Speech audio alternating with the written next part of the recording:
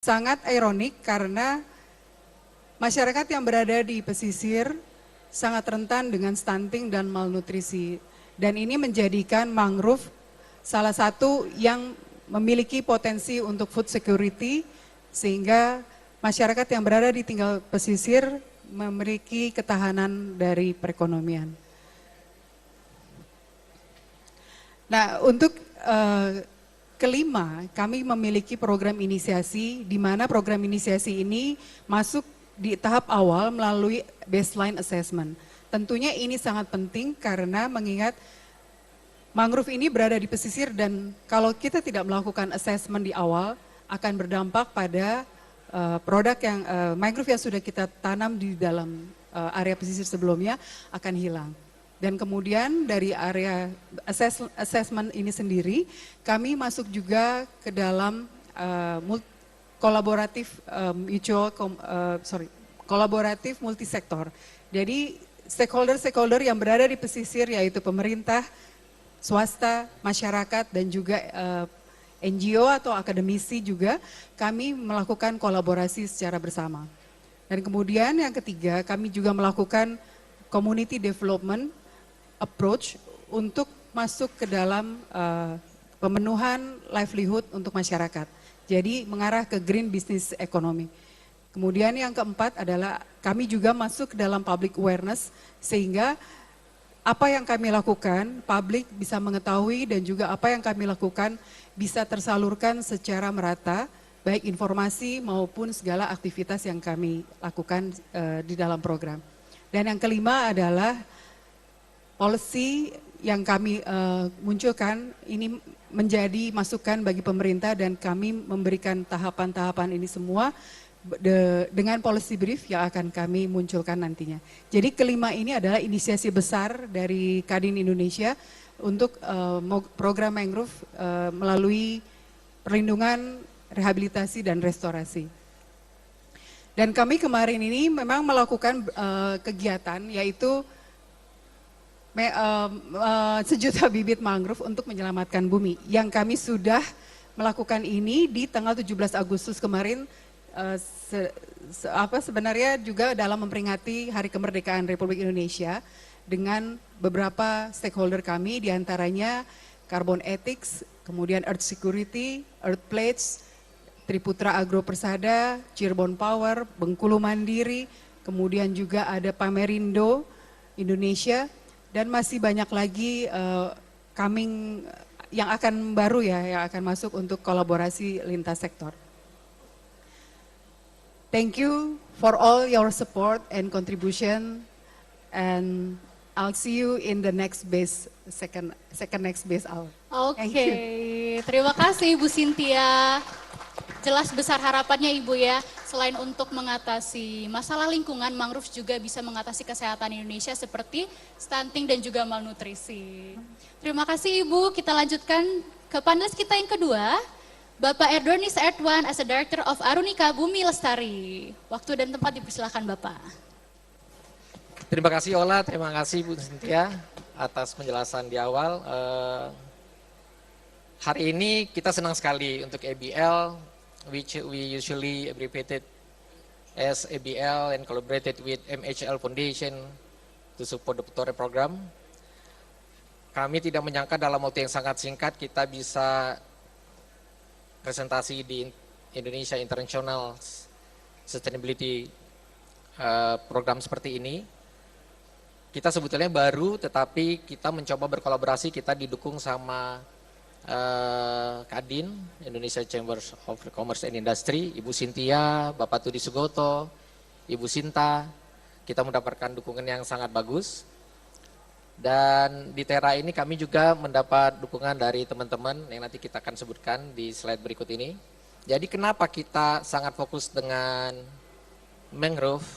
Karena kita tahu bersama bahwa kita mempunyai 3,36 juta hektar mangrove dan itu berkontribusi terhadap 23% mangrove di dunia. Artinya dengan besaran sebesar itu kita mempunyai tanggung jawab yang penuh untuk memaintain, melakukan development dan preserving terhadap global mangrove ecosystem.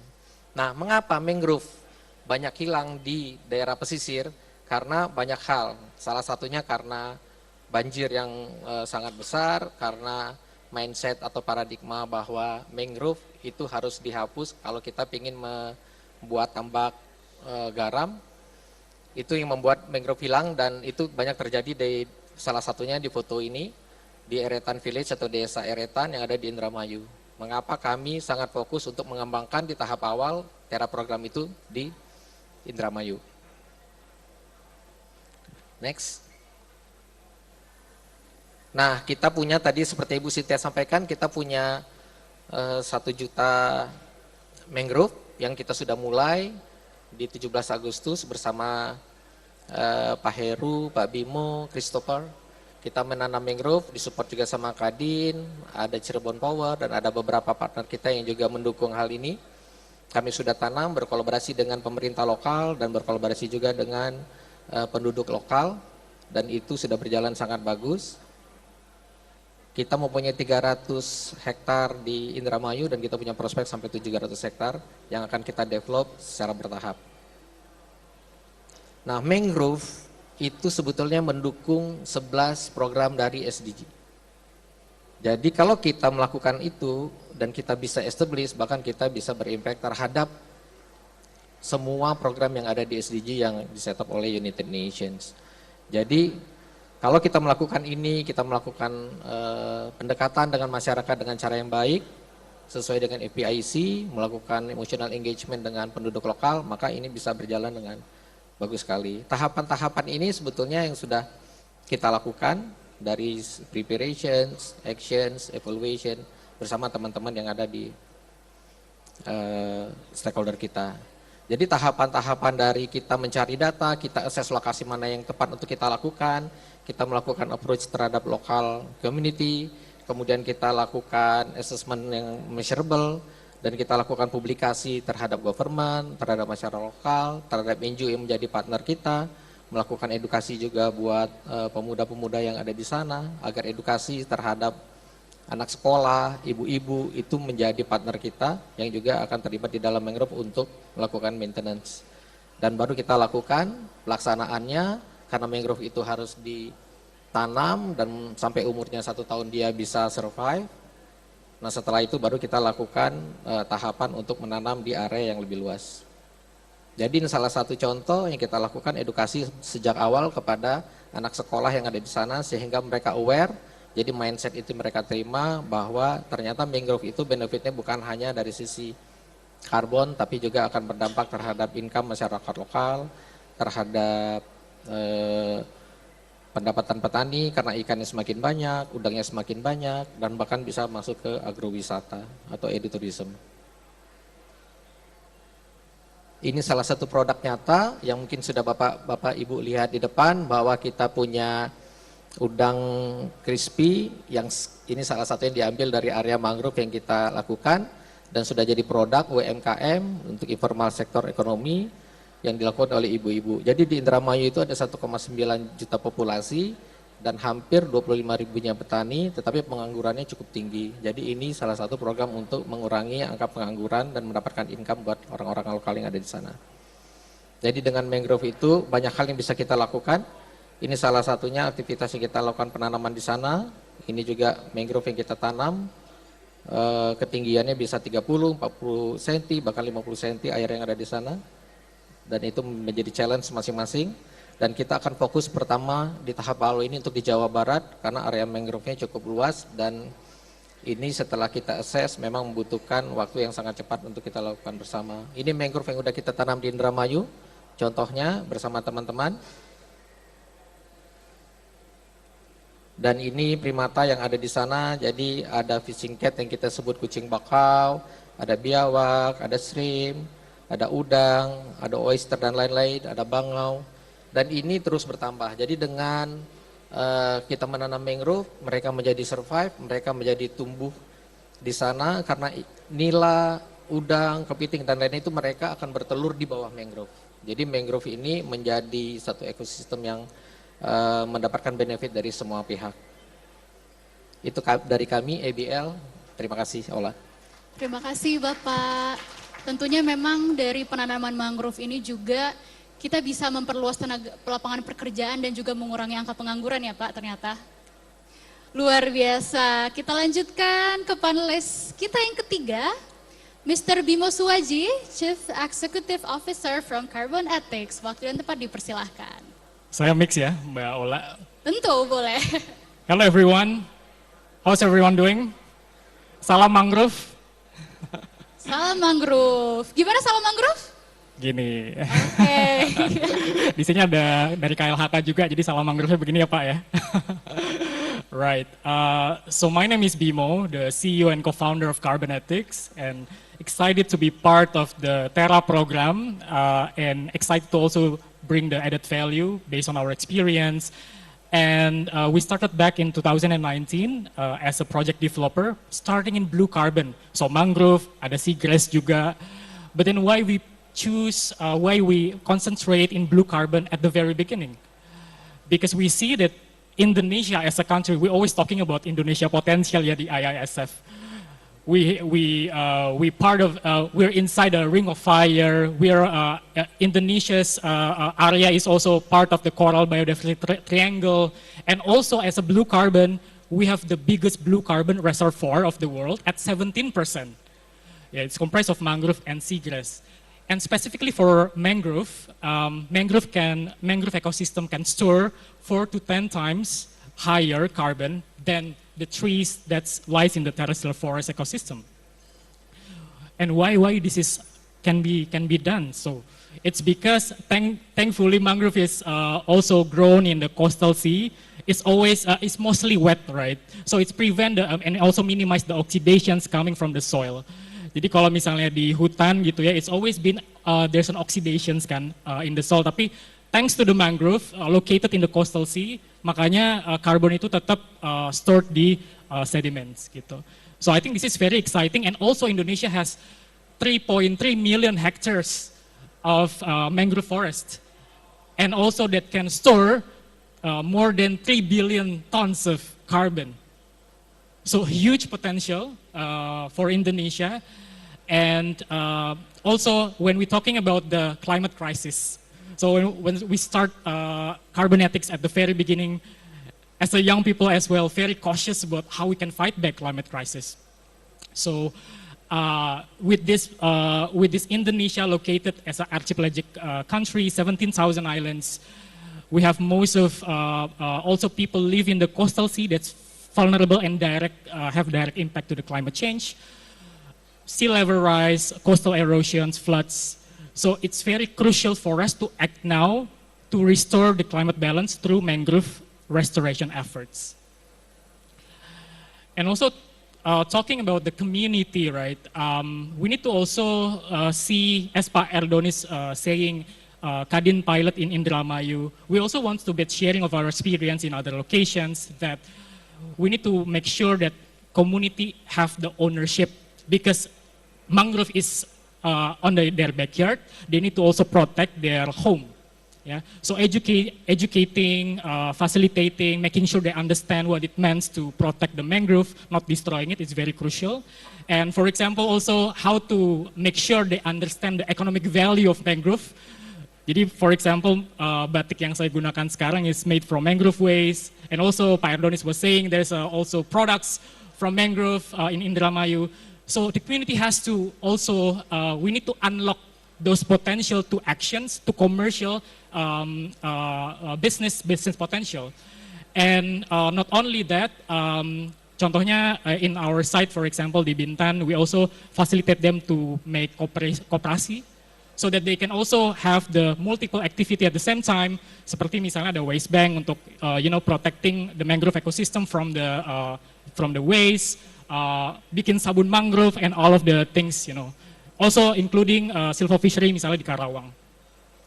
So this thing, with that being said, with working together with B2B partners, 200 B2B partners from the past 5 years, we aim to also give added value to Terra program along with Kadin and also other partners And all of the projects, hopefully we can also formalize the impact. So we known as social return of investment. So every $1 invested to the projects, we can deliver $2 of social value in return.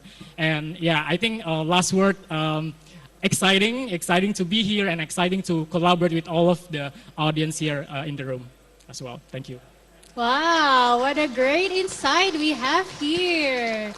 Benar sekali, apalagi kita perlu banget sounding ke Gen Z, spread the awareness to Gen Z, karena memang highly potential banget ya mangrove ini bisa dijadikan produk dan juga menolong beberapa masyarakat kita begitu.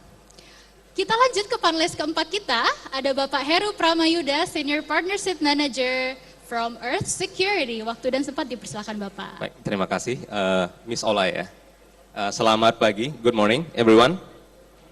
Morning. Very good morning to everyone. Semoga dalam hari kedua ISF ini masih semangat mendiskusikan hal-hal yang sustainable dalam melindungi bumi kita. Earth security kalau diterjemahkan ke dalam bahasa Indonesia Bapak dan Ibu artinya jaga bumi. Jadi this is an effort that we need to do collaboratively because not one single actor can jaga bumi sendirian gitu ya. Earth security apa sih sebenarnya? Kita sebenarnya sebuah accelerator program yang ingin mencoba scaling the nature-based solution. So not only in mangrove, but now in Indonesia we're focusing on mangrove untuk bisa scale the projects gitu ya, in the natural asset. So in a sense, we are a portfolio builder for mangrove projects that connects investors, both from the private sector as well as the philanthropy organization that work in a seamless coordination to support and scale up mangrove projects, especially in Indonesia. Why in Indonesia, we'll get to there later. But if there's one message that I want to leave this room is that look at our security as a builder, as a bridge builder.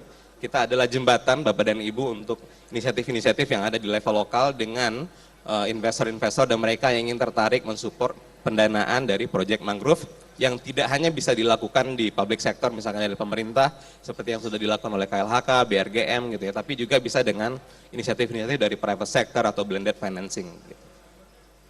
Security sudah bekerja sama dengan cukup banyak organisasi dengan tema-tema yang berbeda. Kita bicara masalah climate smart rice, kita bicara masalah regenerative agriculture in coffee in Colombia, how do we tackle the water resource constraint in many countries. And ada sebuah platform yang kita kembangkan di Earth Security namanya M40. Apa itu M40? Adalah 40 region globally yang responsible to 70% of mangrove di dunia ya. Kalau kita bicara negara, Indonesia itu kurang lebih host 23% total mangrove globally. Tapi kalau kita coba kulik lagi ya di level global, ada 40 region atau provincial level di dunia itu yang menjadi rumah dari 70% mangrove di dunia ini. Jadi sangat penting dan di sini Bapak dan Ibu bisa lihat ada green dots ya di coastal area di peta itu yang sebagian besar itu ada di daerah Asia Pasifik dan sebagian besar memang ada di Indonesia.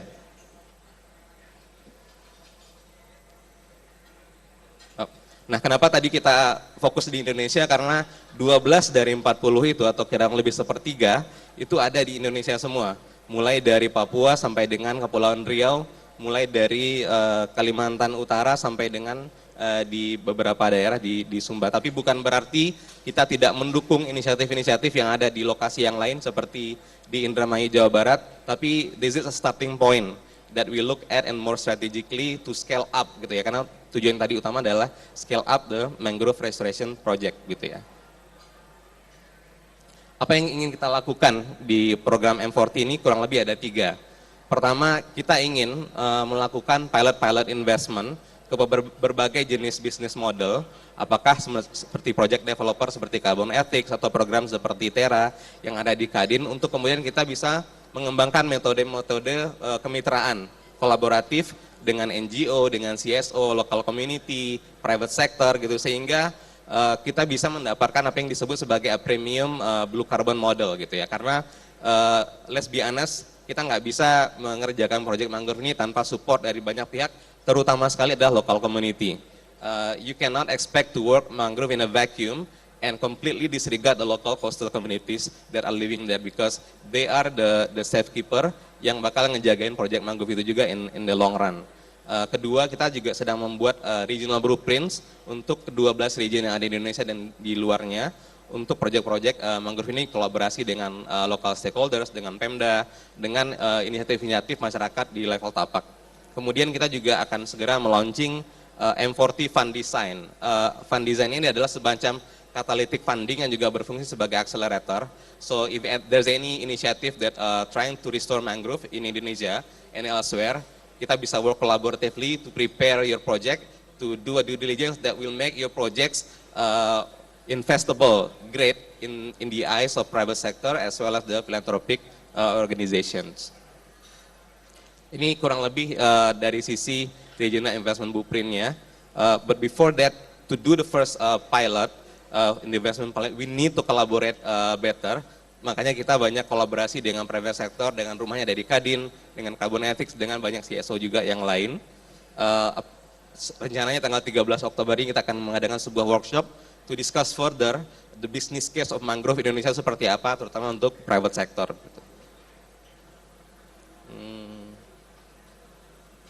And when we talk about the fund, fokusnya memang fungsi katalitiknya, bahwa proyek-proyek mangrove itu biasanya di awal mengalami keterbatasan dari sisi bagaimana sih mendapatkan pendanaannya. And we come to your solution, we can provide the catalytic financing and the support to make your project become investment ready for greater scale up. Yeah, this is why Indonesia. And if you're interested and you know someone that doing project in mangrove, let's connect. I have my email here, and we can talk also after this session. Thank you very much. I see, thank you Pak Heru. That's indeed crucial ya Pak, memang untuk melakukan kolaborasi untuk memajukan program ke depannya begitu. Kita lihat audiens di sini, masih pada semangat nggak? Masih ya. Okay, last but not least, we have Christopher here, the founder of Earth Pledge. Hey. Give big round of applause for him.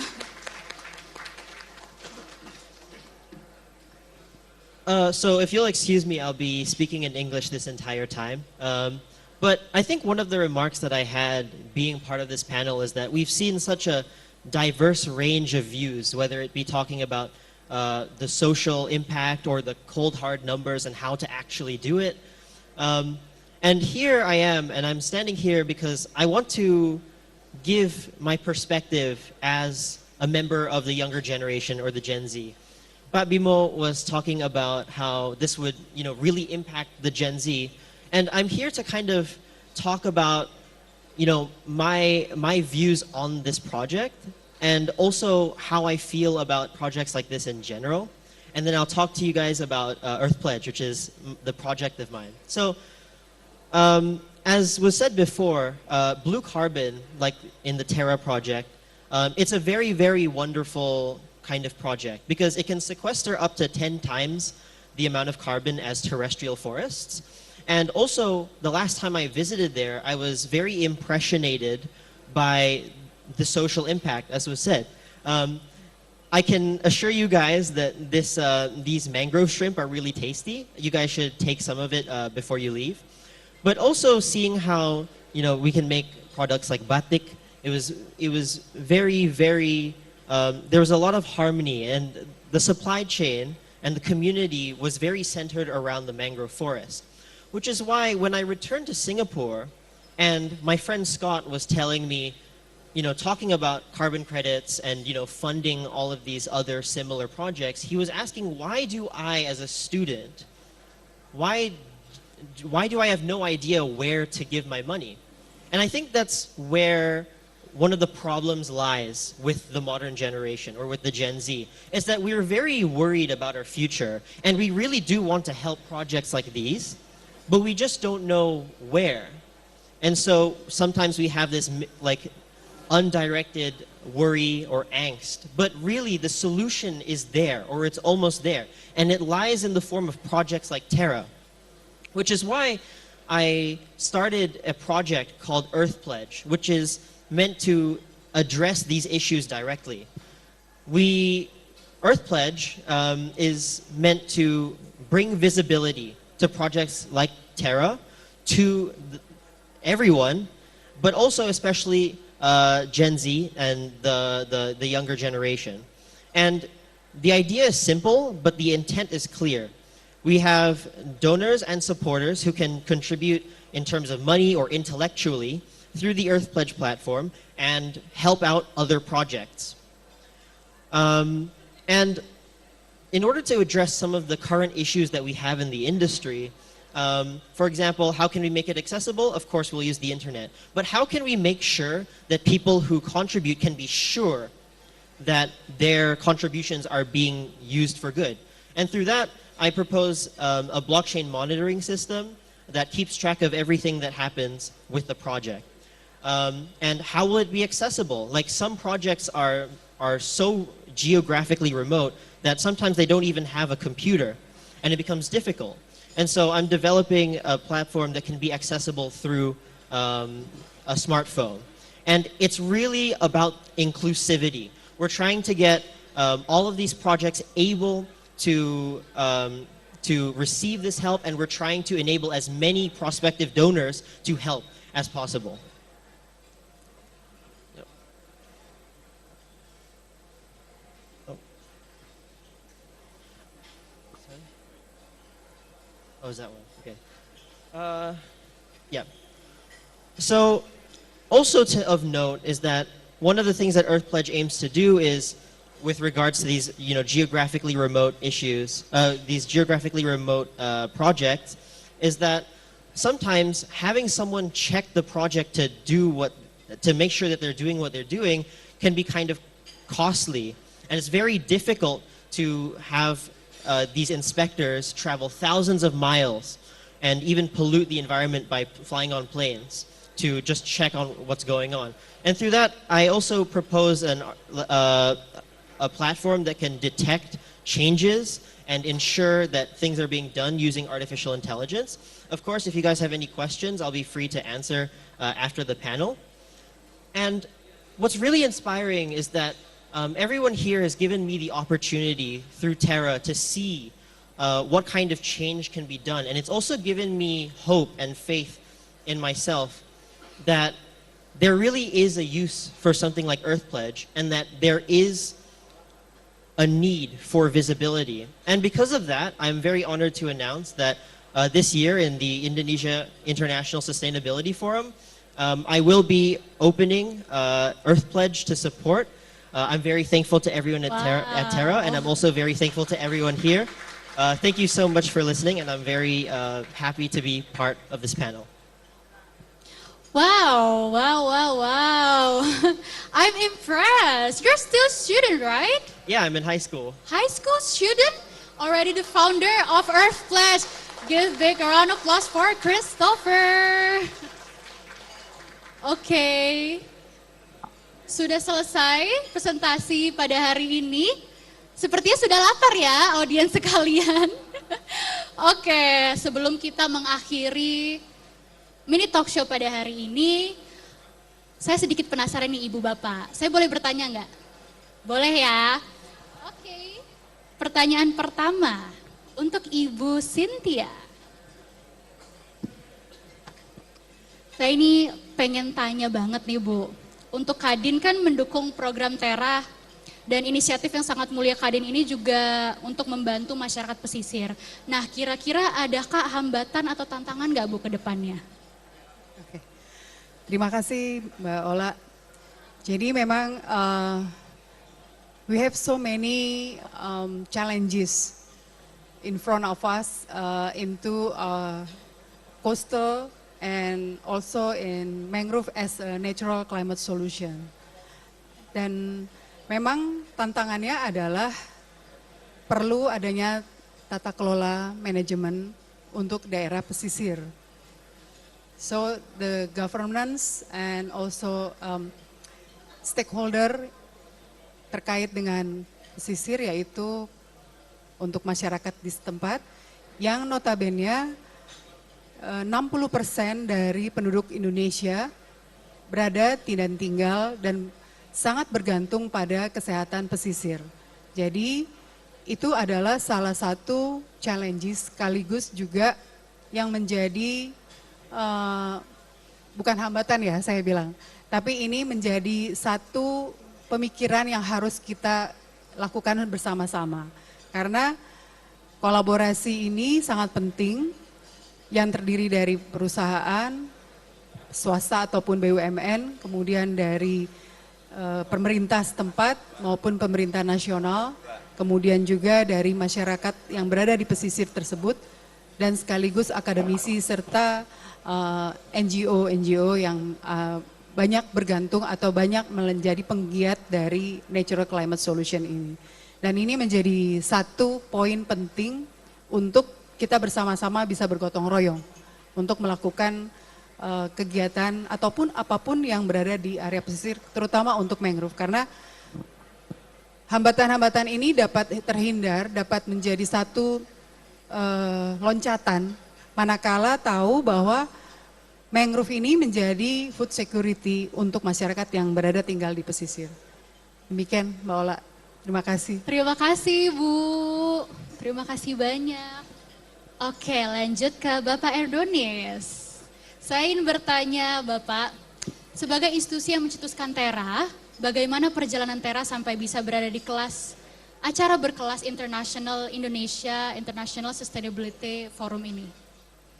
Terima kasih Ola. Jadi ini memang sangat cepat buat kami, tapi dengan dukungan tadi yang saya sampaikan dari teman-teman di Kadin, teman-teman dari NGO, kita melakukan program bersama sehingga Tera program ini bisa berjalan dengan baik. Jadi Tera ini tahap awal kita lakukan untuk 1 juta hektar mangrove, tapi sebetulnya kita tidak berhenti sampai di situ.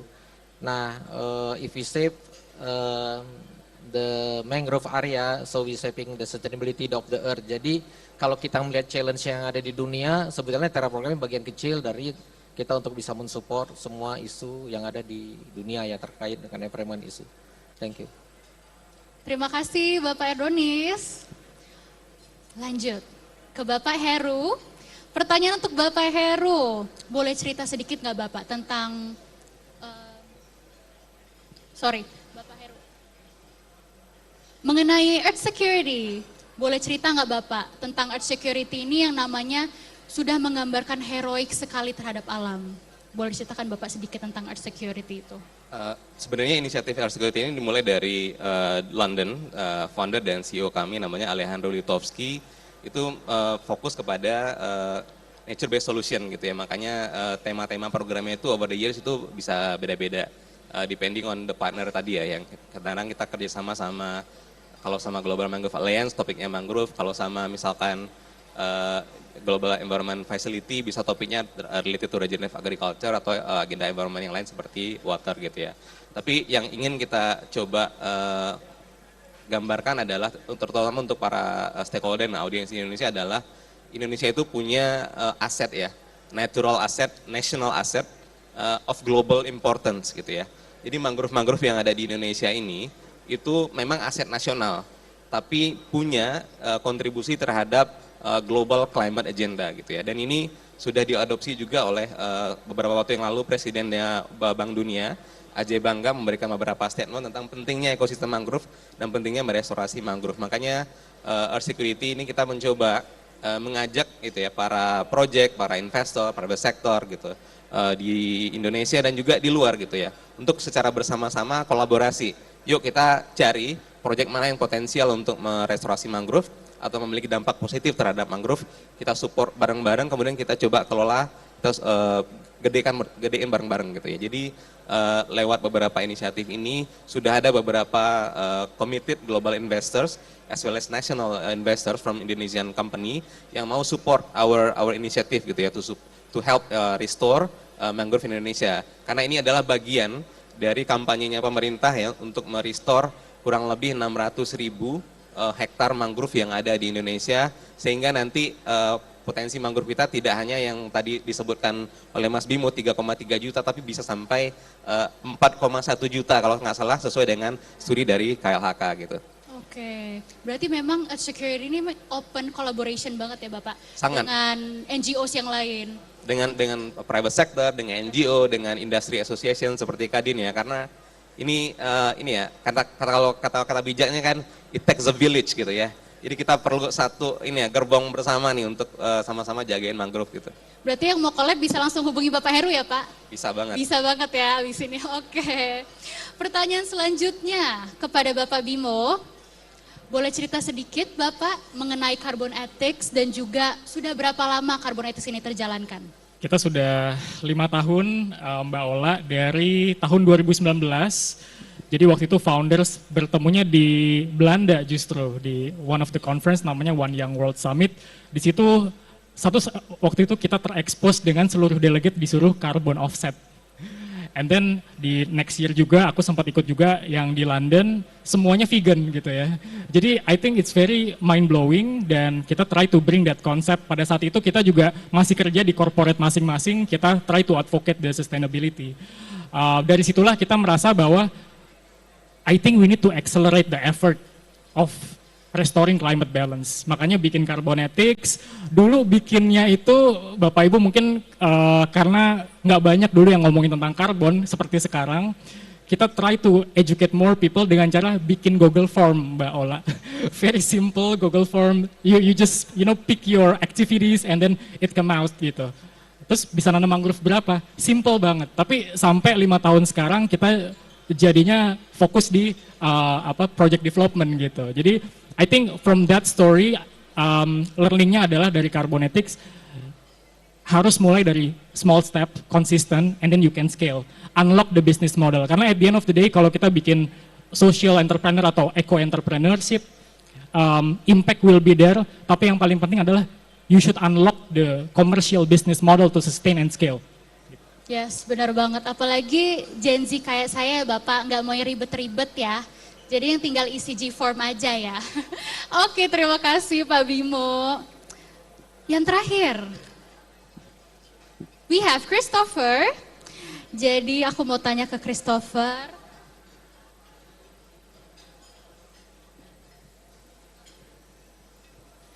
As a youngster, your story is very inspiring, and what you have done with Terra, and what impact do you want after your positive action to have on the world? So my role with Terra is kind of how I outlined it earlier, but I guess to recap, a while back I had the honor of actually visiting the mangrove in Indramayu, and it was very much an eye-opener to me, because at school, we kind of learn about things like this from a distance. And we know that some people, they rely on mangroves, people rely on the world around them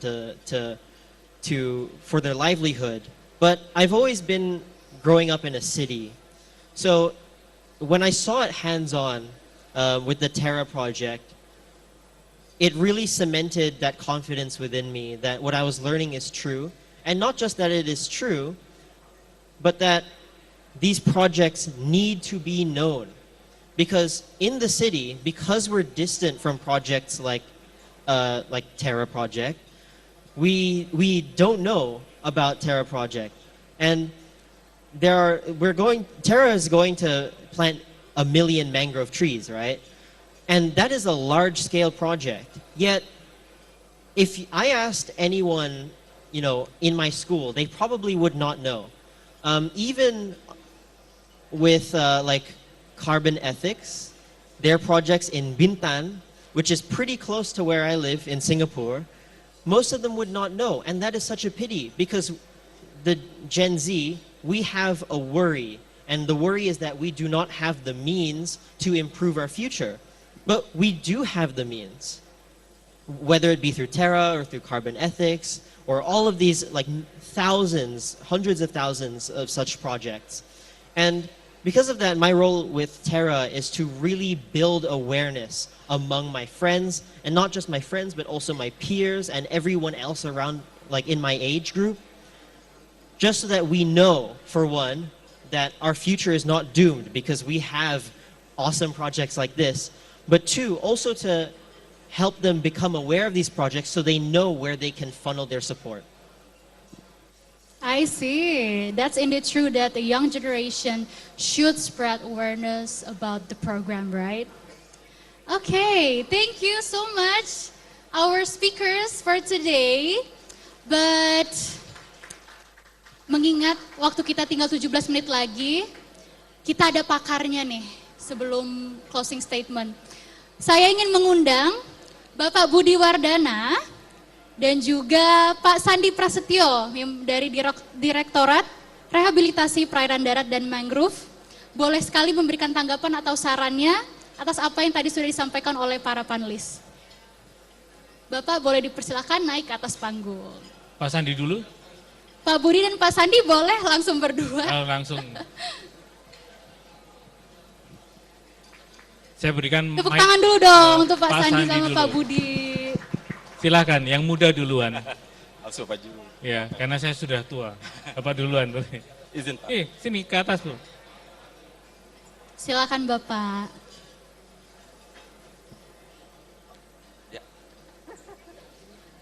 Baik. Izin Bapak Ibu. Selamat siang semuanya. Selamat siang. Izin saya Sandi dari Direktorat Rehabilitasi Perairan Darat dan Mangrove KLHK. Ada beberapa hal sebenarnya yang kami catat terkait dengan kegiatan yang luar biasa pada siang hari ini.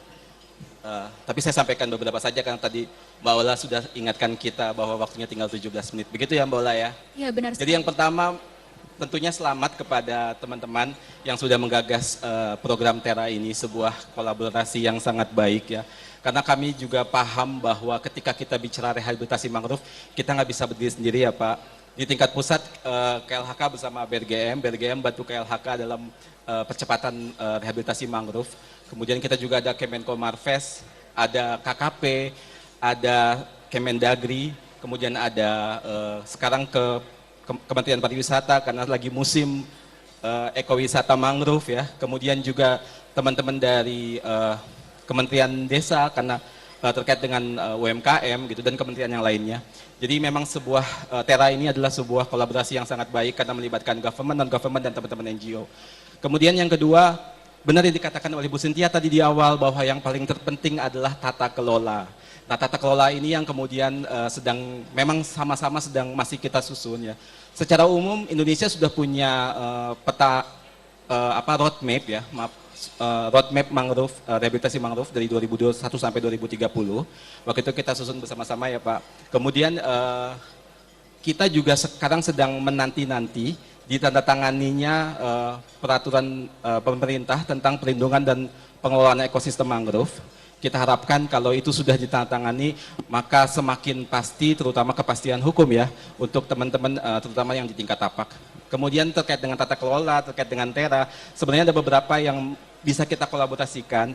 Tadi teman-teman bilang sudah menanam 1 juta pohon ya, akan menanam 1 juta pohon. Nah, kami berharap itu bisa kemudian berkolaborasi dengan kita, karena bagaimanapun juga, terutama kita punya peta mangrove nasional yang kita updating setiap tahun. Tadi teman-teman masih pakai data 3,36 juta itu tahun 2021. Untuk 2024 alhamdulillah bertambah menjadi 3,44 juta. Mungkin dengan adanya teman-teman TERA juga, dengan teman-teman program TERA ini akan semakin bertambah. Kemudian juga kita punya kelompok kerja mangrove yang di tingkat pusat nasional yang dipimpin teman-teman dari Kemenko Marves. Juga kita ada di tingkat tapak, sudah ada di 34 provinsi itu kelompok kerja mangrove daerah yang dipimpin oleh masing-masing gubernur. TERA program bisa masuk ke sana bersama-sama begitu ya, dan dengan teman-teman pegiat yang lainnya yang ada di sana. Kami pikir itu saja yang bisa kami sampaikan, 2 hal terkait dengan kegiatan luar biasa hari ini. Selamat sebelumnya. Terima kasih. Assalamualaikum warahmatullahi wabarakatuh. Terima kasih Bapak Sandi. Waalaikumsalam. Jadi pertama-tama saya ucapkan selamat dulu kepada TERA karena sudah menunjukkan betapa SDG itu bisa diimplementasikan dengan, sebetulnya bisa diimplementasikan dengan mudah kalau kita berkomunikasi. Jadi permasalahan scientific base dari kenapa mangrove ini penting, sudah ada banyak penelitian mengenai itu. Tapi it's so distant antara masalah ilmu pengetahuan mengenai masalah terus bagaimana penyelesaian kadang-kadang berjarak jauh. Tapi kalau kita lihat tadi dari pembicaraan dan pemaparan teman-teman yang duduk di situ, bahwa sebetulnya take care of mangrove is take care of ourselves. Karena 60% katanya penduduk itu berada di dalam pesisir dan bergantung pada kondisi kesehatan pesisir. Tapi kalau kita bisa lihat lagi, mungkin lebih dari 60% perekonomian kita bergantung pada kesehatan mangrove. Karena mangrove mempengaruhi padang lamun mempengaruhi keadaan coral reef, dan kesehatan kota, kesehatan masyarakat tergantung pada protein yang dihasilkan juga oleh perikanan, yang sebagian besar yang replenishing fish stocknya berasal dari mangrove. Jadi take care of mangrove is take care of ourselves. That's true. Nah, di dalam SDG yang ke-17 itu harus ditunjukkan padanya collaborative action. Salah satunya adalah mendekatkan informasi kepada pengguna. Mendekatkan informasi mengenai sumber-sumber finance untuk mendanai kegiatan-kegiatan untuk restorasi mangrove. Itu semua sudah disampaikan oleh teman-teman. Sekarang bagaimana kita membesarkan ide ini dan kegiatan ini menjadi sangat luas, bukan hanya mangrove menjadi interest orang-orang yang ada di sini, tapi ingat bahwa 12,5% penduduk miskin Indonesia berada pada pesisir dan bergantung pada kondisi pesisir. Itu ya pesan. Baik. Dan jangan salah, ISF kita towards sustainability and inclusive growth. Jadi jangan dilupakan juga penduduk miskin di dalam pembicaraan kita semua. Terima kasih. Oke, terima kasih Bapak Budi, Bapak Sandi. Terima kasih atas waktunya. What an insightful thoughts of them. Oke, kita punya 10 menit lagi tersisa. Boleh dari kelima speakers kita memberikan closing statements. Atau sebelum dari closing statement ada partisipan yang ingin bertanya, boleh sekali kita menyediakan satu slot pertanyaan dari partisipan. Boleh langsung mengangkat tangan dan menyebutkan nama. Oke, Bapak yang di belakang. Boleh tolong maju ke depan, Bapak.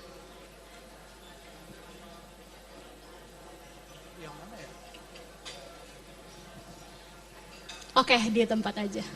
Ya, halo. Terima kasih buat panel speaker udah menceritakan banyak hal tentang Terra program ya. Cuman saya ingin tanya sih, saya itu dari Carbon Enthusiast juga. Pengen tanya ke Carbon Ethic ya. Jadi tadi kan dijelaskan tadi ada 4,2 juta hektar gitu yang dikonserv sama sama Carbon Ethics. Terus potensialnya di 6 juta ton karbon gitu ya. Nah, pengen tahu aja sih posisinya Carbon Ethic itu dari sisi perizinan, dari sisi pemilik lahannya itu seperti apa. Terus juga apakah kolaborasi, apakah Carbon Ethic sendiri yang punya atau kolaborasi dengan banyak pihak. Nah, pengen tahu juga sih caranya nanti siapa tuh bisa mencontoh Carbon Ethic juga. Siap, saya jawab ya. Silakan Bapak Bimo. Ya, jadi mungkin tadi tulisannya kecil, itu ada di tahap pre-feasibility study ya Pak. Kita udah assess sekitar 4,2 ya dengan potensi sekian dengan memakai metodologi SRN. Carbonetis itu to clarify Pak, bukan asset owner, kita project developer, kita berkolaborasi dengan asset owner, kita ngikutin juga sama regulasi gitu ya. Sebenarnya izin-izin apa sih yang bisa, saat ini kan ada 2 ya Pak. Either multi usaha kehutanan PBPH atau satu lagi dengan hutan desa. Jadi 2 itu saja sih Pak, kita working di situ berkolaborasi, koordinasi juga dengan KLHK juga konsultasi ke PPI gitu. Jadi mungkin kalau misalnya mau membuat itu ya berkecimpung ya di nature based solution, yang paling penting adalah land legality-nya seperti apa gitu. Land legality seperti apa dan make sure itu juga yang kedua nanti setelah di-assess economics Pak, gitu. Itu sih, dan banyak assessment lainnya nanti untuk develop carbon projects, gitu. Oke, terima kasih Bapak Bimo. Apakah sudah jelas Bapak atas jawabannya? Baik, terima kasih. Oke, sebelum mengakhiri acara Mini Talk Show pada hari ini, boleh sedikit closing statement dari para panelis, dimulai dari Christopher, give your closing. So yeah, I think when I came in today to speak, I was kind of nervous to speak, but I think that's the theme when it comes to my generation and people my age. It's about hope, and it's about the fact that we shouldn't be nervous. I came in thinking, what would happen if I couldn't speak? But really, what Tara has done time and time again is give me confidence in our future. And what we need to do as a community, as a country, as a world is to keep on supporting projects like this. And that's probably going to be my purpose moving forward. And so I'd like to thank you guys once again for giving me the wonderful opportunity of speaking at this panel. It was really an honor. Dilanjutkan ke Bapak Bimo. Closing statement dari saya mungkin dari personal why I'm doing this gitu ya. Waktu COVID itu komunitas pesisir dari mitra kami dia tidak punya penghasilan ya karena biasanya dari tourism dan juga biasanya ada activity gitu ya dari nelayan gitu. Tapi restoran pada tutup semua dan pada saat itu kita buat Carbonetics we grow in COVID pandemic times dan salah satu farmers bilang begini ke saya, Mas Bimo makasih akhirnya keluarga saya bisa beli beras gitu. So my motivations and I think it's all of, also the motivations with all of the founders Carbonetics dan juga part of Terra adalah we create economic opportunities for people. It's not only one-off tapi we want to always unlock the economic model supaya bisa sustain, nggak cuma sekali tapi juga in the long run. So my closing statement is that let's act now because you never know where your impact goes to all of the community in Indonesia. Thank you. That's true. Dilanjutkan oleh Bapak Heru. Terima kasih, Miss Ola. I actually don't want to do the closing statement because it means like this is an end, right? So I would rather throw out a challenge to the audience here that are with us. There are two challenges. First, if you are traveling, kalau Bapak Ibu jalan gitu ya ke daerah peak gitu ya, coba keluar dari mobil atau kalau di mobil matiin AC-nya and stand outside for 30 seconds, right? And then still within peak area, pergi ke TWA yang ada mangrove-nya. And experience the dramatic difference in the temperature in a mangrove ecosystem, in the coastal and a non-mangrove ecosystem. So that's the first one. Once you realize that, that's the second challenge. In the next year, before the next Indonesia Sustainability Forum, I want to challenge you, everyone here in this room, that are listening and those who are not listening, to plant at least one mangrove tree for the next year. I hope you take up the challenge. Semoga challenge-nya dilakukan ya Bapak. Boleh Bapak Adonis dipersilahkan. Yeah, we have many environment issues in the world, but we have one of the mangrove development programs as the solutions. Jadi kalau kita menanam mangrove, kita bukan hanya menanam pohon bakau, tapi kita membuat harapan baru buat masyarakat pesisir tadi yang disampaikan oleh Pak Budi. Karena dengan kita menanam mangrove, kita akan memperbaiki lingkungannya. Dengan menanam mangrove, kita juga akan memperbaiki normal sektor, ekonomi, income buat orang yang ada di sana. Dengan menanam mangrove, kita juga melakukan edukasi buat masyarakat yang ada di sana. Jadi dengan mangrove, 11 SDG tadi yang kita sampaikan, itu akan berdampak buat banyak hal. Jadi mari bersama kami, bersama Terra, kita lakukan bersama-sama dengan project management approach yang benar. Dan ini harus kita lakukan benar-benar real, nyata, bukan hanya menanam tapi impact-nya kita ukur bersama-sama. Terima kasih. Baik, terima kasih Bapak Adonis. Dilanjutkan yang terakhir oleh Ibu Cynthia, silakan Ibu. Oke, ya saya sangat setuju dengan apa yang disampaikan Pak Budi dan Pak Sandi. Dan Kadin Indonesia sangat mengedepankan kolaborasi yang inklusif, kemudian juga progresif. Dan saya sangat yakin dan kami semua yang ada di audiens ini juga percaya bahwa kita semua tidak bisa melakukan kegiatan yang mulia, yang besar dengan satu single person atau satu single stakeholder. Tapi harus berkolaborasi dan secara bersama-sama untuk membuat satu kenyataan bahwa mangrove yang ada di pesisir Indonesia sangat panjang dan sangat luas dan berisi masyarakat dan juga biota-biota laut yang tidak kalah sangat penting di dalamnya. Dan ini menjadi satu opportunity untuk kita semua, baik yang ada di speaker bersama saya, kemudian juga baik juga dengan audiens yang ada, bahwa kolaborasi ini harus dikedepankan dengan memberikan dampak yang sangat tinggi pada masyarakat. Dan juga jangan lupa food security yang ada di land itu ada masuk melalui sawah, pertumbuhan padi, kemudian ada ubi, singkong. Tapi bagi masyarakat yang tinggal di pesisir, ketahanan pangan ada di area mangrove. Jadi kalau tadi Pak Budi sampaikan 60% masyarakat yang berada pada pesisir membutuhkan kesehatan pesisir, melalui mangrove kita bisa wujudkan. Dan we are living in one world.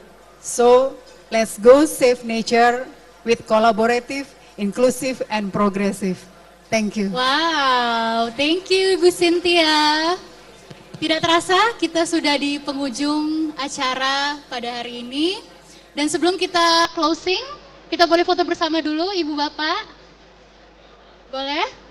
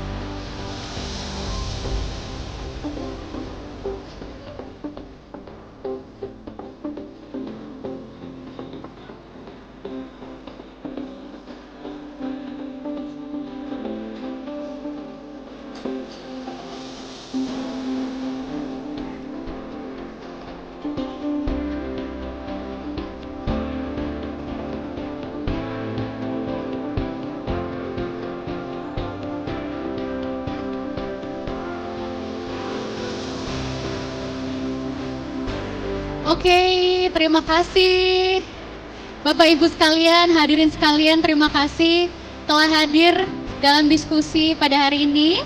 Tepuk tangan sekali lagi untuk kita semua. Oke.